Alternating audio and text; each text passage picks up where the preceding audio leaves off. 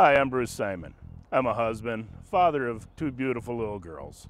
During the day, I'm a professional truck driver for Lakeville Motor Express in Roseville, Minnesota.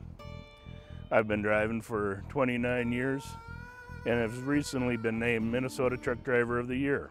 Like all professional truck drivers, I've been looking out for more than my load. I am working to ensure that you get home safely. During my career, I've seen a lot of things on the road, good and bad. Lately, I've been noticing a lot of distracted and aggressive driving. More people using cell phones while driving. People are eating over their steering wheels. Drivers are weaving in and out of lanes, and everyone seems to be going a lot faster. These reckless behaviors can lead to injury and possibly death, especially when they happen around big rigs.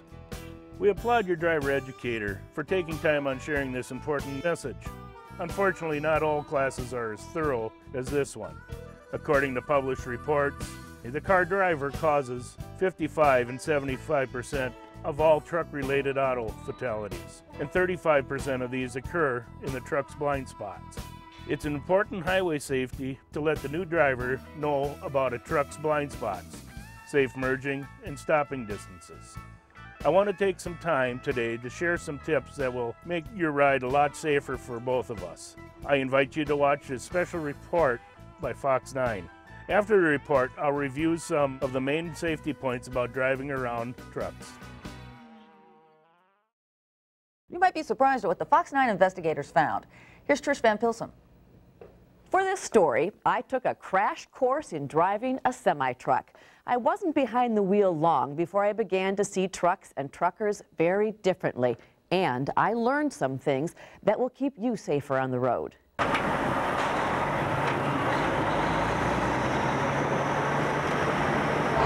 There's some bad blood between truckers. You share the road with them, but they don't want to share it with you. And everyone else on the road. Most of the time, semis just kind of get over whenever they want. I think they're driving too fast for the amount of tonnage they're carrying. They don't like truck drivers. They don't got time of day for them. And some blood has been spilled. 78 people died in truck crashes in 2003. Only 5 of those killed were in the trucks.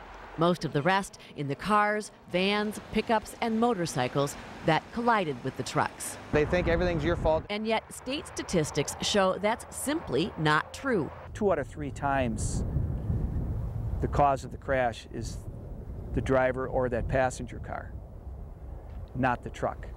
To show you what we mean, I'll take you behind the wheel of a big rig and drive a mile in their seat. And we'll put you right beneath an 18-wheeler. Hell, it's fun. You'll see what a trucker sees, or can't. Still there. Now he's gone. And what all of that means for the way you drive. They'll cut you off and you got to hit the brakes. Sure enough, the Fox 9 investigators spend a few hours riding along and see several cars cut closely in front of this truck. If I had to make a panic stop, he would have been way too close. They just don't realize how heavy we are. We can't stop on a dime. Heck, they can't even stop on a silver dollar. This is the driving range at the Minnesota Highway Safety Center in St. Cloud. We're going to catch this blind spot. Where the Fox 9 investigators test the most common ways trucks and cars tangle. Safety specialist Fred Koval drives the truck, then slams on the brakes as though he's trying to make an emergency stop. This is what it looks like from inside the cab of the semi when it's got to make a sudden stop. And this is how long it takes to make that happen. At 54 miles per hour, this truck skidded 202 feet before stopping. Compare that to a car, just 133 feet to stop. The truck needs almost 50% more room. When cars cut in front of us and they take up our cushion, then it endangers everyone. The lesson here, make sure you can see the entire front end of the truck in your rearview mirror before you move in front of it. And while we're on the issue of braking distance, be aware of yours before you try tailgating behind a truck.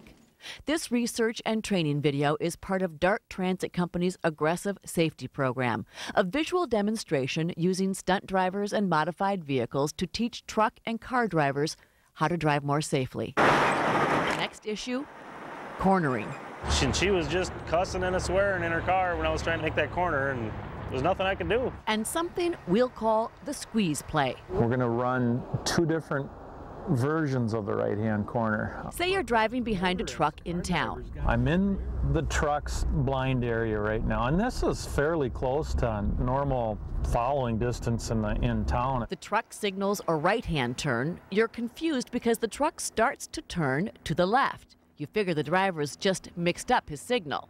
It looks like the driver's either going to go straight or all of a sudden he's going to dart to the left. So he's jumping left, I come over to the right, and now I'm stuck in that spot right there.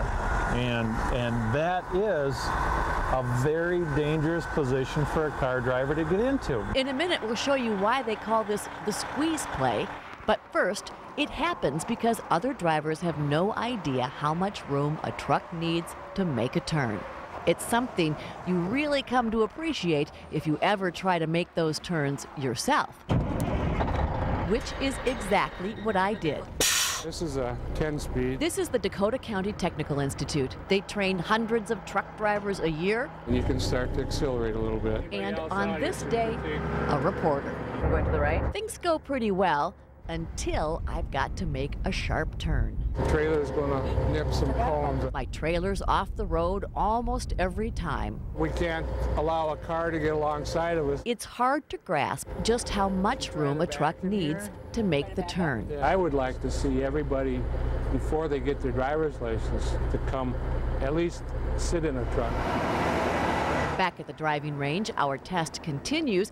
This car is about to get squeezed. What I'm worried about is that A-pillar right there. I just don't want to damage anything. For safety reasons, we'll do this with the car at a standstill. A safety center instructor stays in the car. He gets a scaled-down view of what a driver would see. The steering wheel just spun as I started to get dragged across the pavement. In real life, the car would be moving, the truck moving faster than it is here. At a higher speed, what do you think would have happened? I think I would have died. You do? Yeah. You know, just because of how the violent reactions in the car going at this rate of speed. Here's what may have happened. It's very possible for the trailer tires to climb up over the hood. And then possibly roll the trailer, roll the tractor. Smash the tray. People get hurt. The lesson here, don't get caught in the squeeze play by trying to sneak your way around a turning truck. Just stay back and it'll never happen. Our final test? It was right down my blind side. Sit in the driver's seat and you realize this rig is one big blind spot. I've got him in the West Coast mirror. He's still there, still there, still there. He's now gone from the West Coast mirror and I have him in my lower convex mirror. Still there, still there. Now gone from my lower convex mirror. The problem with the mirrors is that most of them distort through distance, and there is a point, right here, where a car disappears entirely from view. When the truck makes the lane change to the right, he'll hit the car in the left rear quarter panel, and that'll cause the car to spin out and lose control. This kind of crash doesn't happen often, but when it does, it is deadly.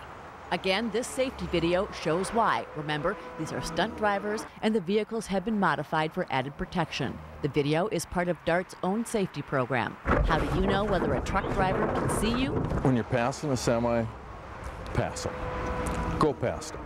Here's a rule of thumb. If you can see the truck driver in any of his side view mirrors, he can probably see you in those same mirrors. If you can't see him in his mirrors, you are probably invisible to him. Now, what about the trucks, you ask, and all the dangerous things truckers do?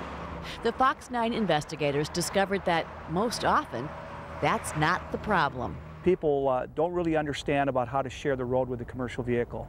It may be time to get beyond the bad blood. That's a pet peeve I have with